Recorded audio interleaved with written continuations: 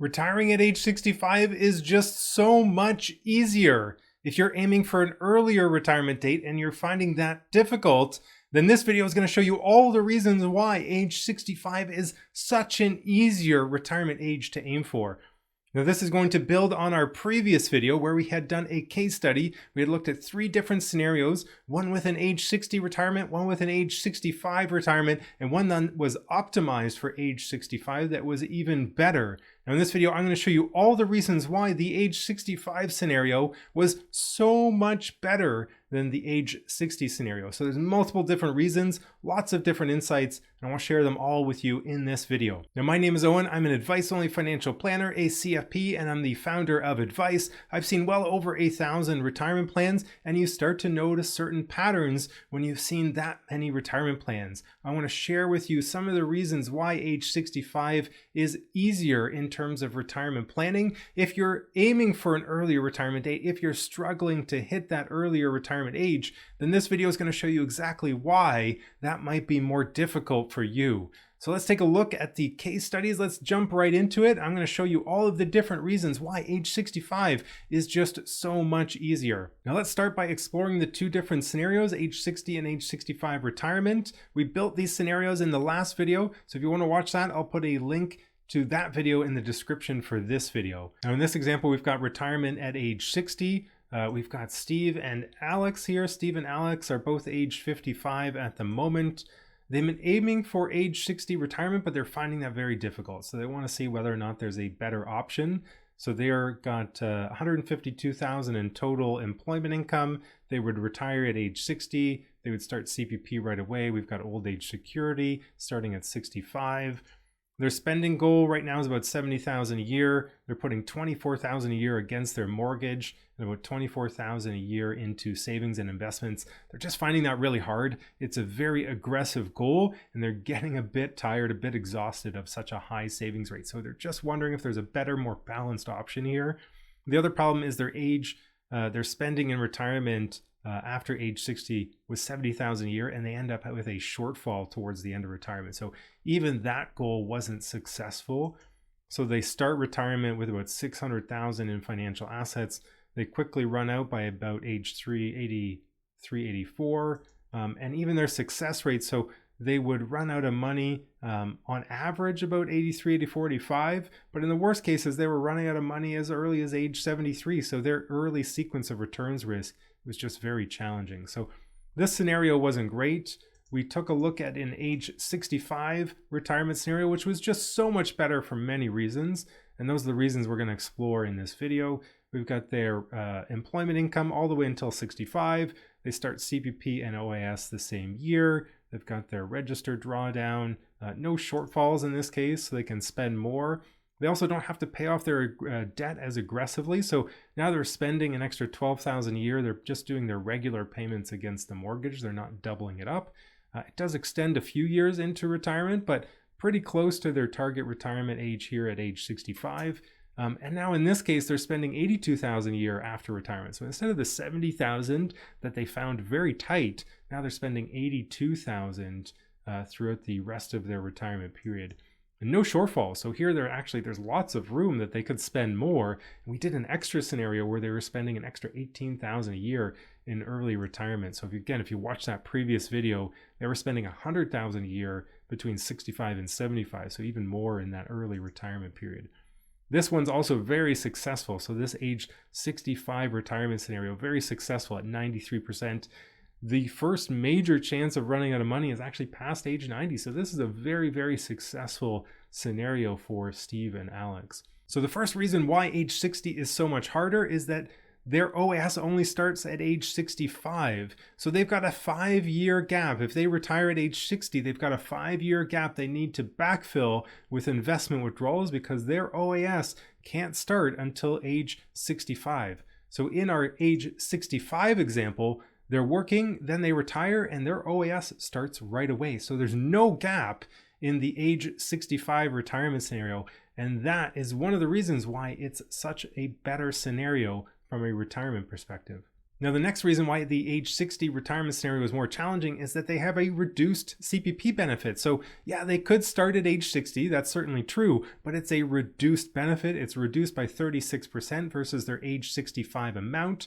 So if we go to the age 65 example, now they're getting just way more from their CPP benefit because they've delayed it until age 65 when they retire. So that fact that they have an unreduced CPP benefit at age 65 makes the age 65 retirement scenario so much easier. Now, the other reason why age 65 is easier is that if they retire early, they have 5 years of lost CPP credits. So if they retire at age 60 versus 65, that's 5 years of earnings and contributions to CPP that won't happen. So if they retire 5 years later, they'll get additional CPP credits. Now, we did a video previously on how much more that will be, but let me show you here quickly. So if they retire at age 60, their age 65 amount would be about $15,000. If I go to the age 65 retirement scenario, and recalculate here, so we're at about 18,000. So significantly more from CPP, not just because of the delay, which definitely helps increase it, but here it's higher because they've earned additional credits towards the CPP benefit, including CPP2. So again, if you watched our previous video, you'll know that as you approach retirement, each additional CPP credit is worth about $16,000. It's worth a lot of money. So for Steve and Alex together, that's almost $30,000 plus in additional essential value that they're getting from those CPP contributions, and that's per year. So over 5 years, that's a significant amount of additional income that they're getting from CPP. That's one of those reasons why the age 65 scenario is just so much more effective. Now, the other reason why the age 65 scenario is so much better is they can split income right away at age 65. So if they convert the RSP to a RIF, and if those registered withdrawals are RIF withdrawals, then they can benefit from income splitting right away when they retire. If they retire at age 60, they don't get that benefit of income splitting on the tax return unless they have pension income. So if I scroll down here and we look at Alex's income, open up Alex's taxable income, and we scroll over to the right, we can see that income splitting starting right away at age 65 when they convert the RSP to a RIF and start making withdrawals. So if you're a couple and you're thinking about retirement and you're retiring it before age 65, that income splitting is going to be much harder.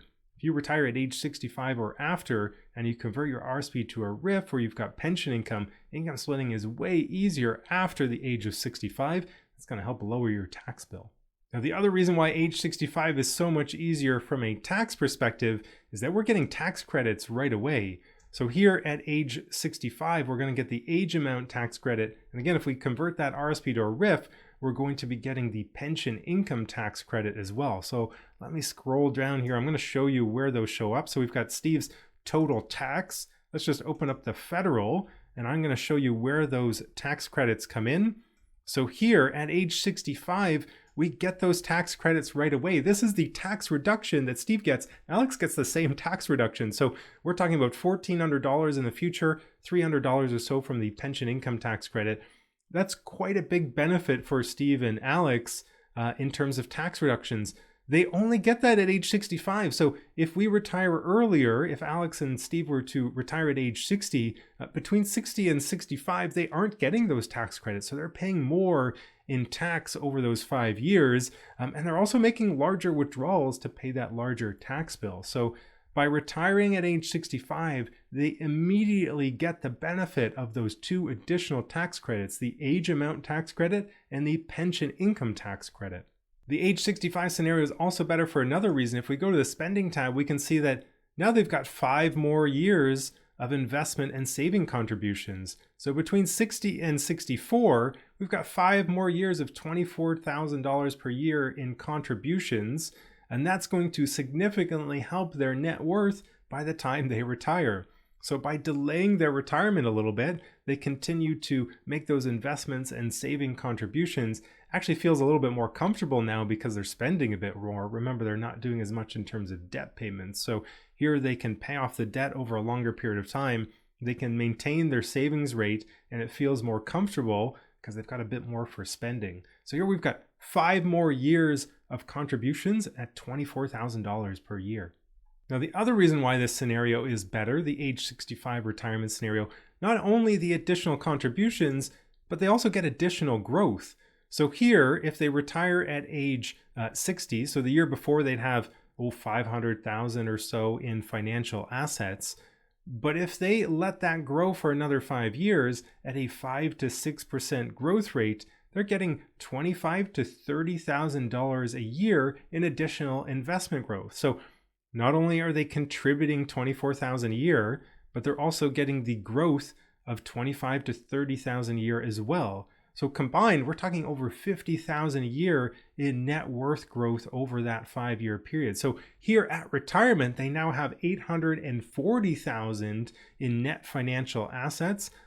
Compare that to the other scenario where they had maybe $600,000 or $550,000. So significantly more financial assets. They're letting compounding do the work for them by delaying their retirement by a few years. So here, compounding's doing most of the work, actually more than what they're contributing. The compounding growth of their investment is contributing more than they are from their savings and investment contributions. So that's one of the reasons why the age 65 scenario is just so much better. Now, another reason why the age 65 scenario is so much better is it has a much lower withdrawal rate. So if we go down to the projection table here, we scroll a little bit to the right to the withdrawal rates. So here we can see in this scenario at age 65, so for a couple of years they have a higher withdrawal rate. They're still paying off that mortgage for a couple of years. But if we see after the mortgage is paid off, they're down to a 4.5% withdrawal rate. So very reasonable, probably why their success rate is so much better in this scenario. But if we go to the age 60 retirement scenario, we scroll down, let's find the withdrawal rate, the same withdrawal rate. So one of the challenges here is that between age 60 and 65, because we don't have old age security yet, we're withdrawing 10, 11, 12, 14% from the portfolio.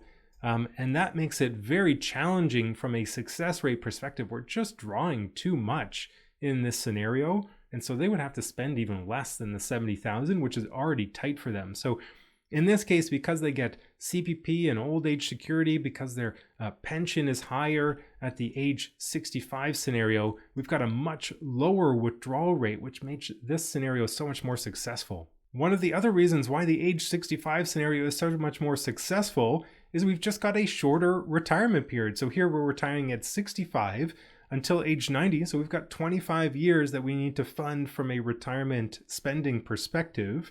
But if we look at age 60, here we've got age 60 until age 90, we've got 30 years that we need to fund for retirement decumulation. The longer the retirement period, the more variability that you will experience in terms of investment returns, inflation rates, etc.